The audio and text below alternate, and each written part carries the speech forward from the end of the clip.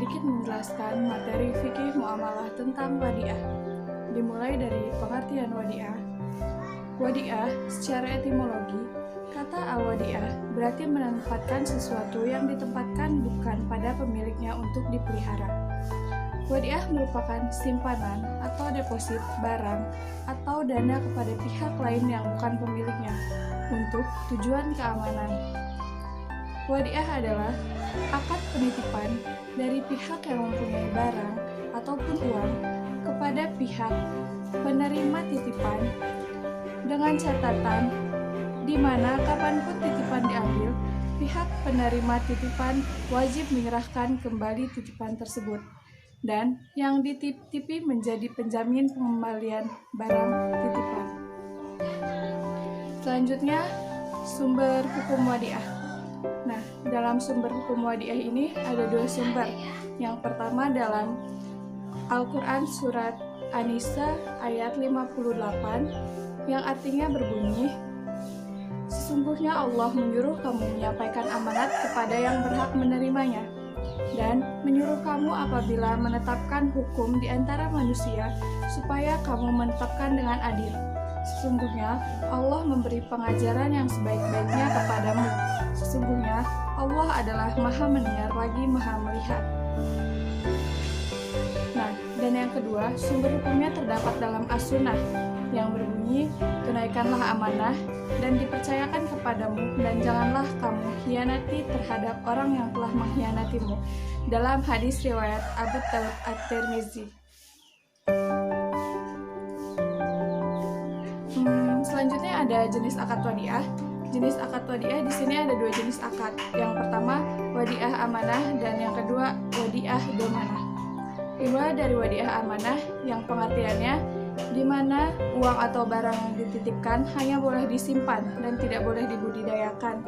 Si penerima titipan tidak bertanggung jawab atas kehilangan dan kerusakan yang terjadi pada barang titipan, selama hal ini bukan akibat dari kesalahan penerima titipan dalam memelihara titipan tersebut.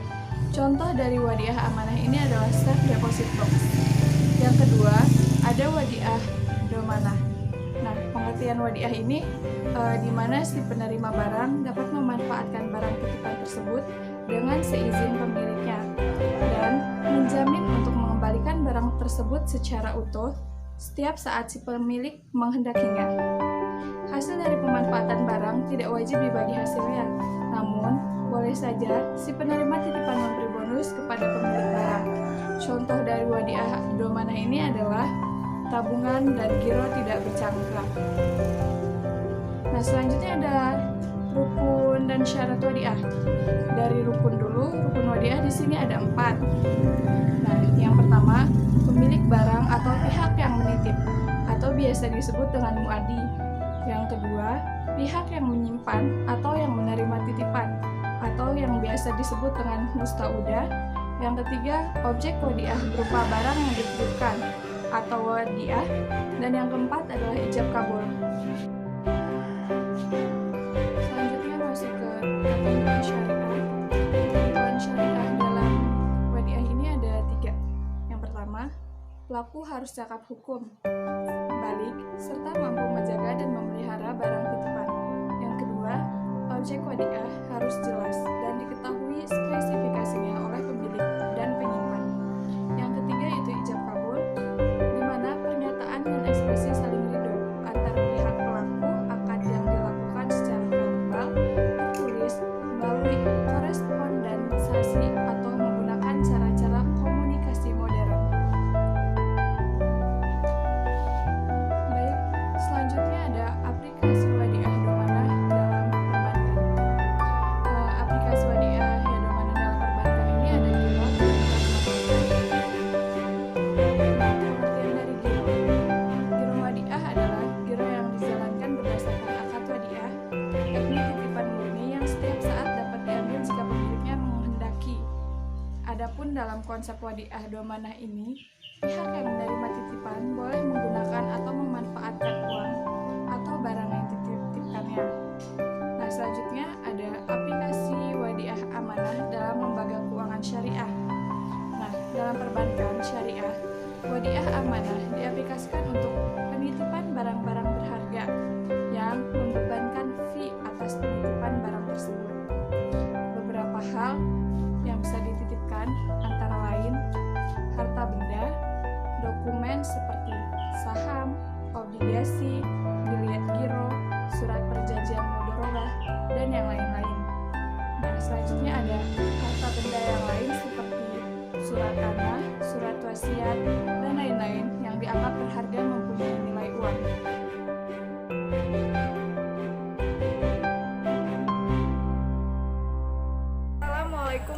warahmatullahi wabarakatuh.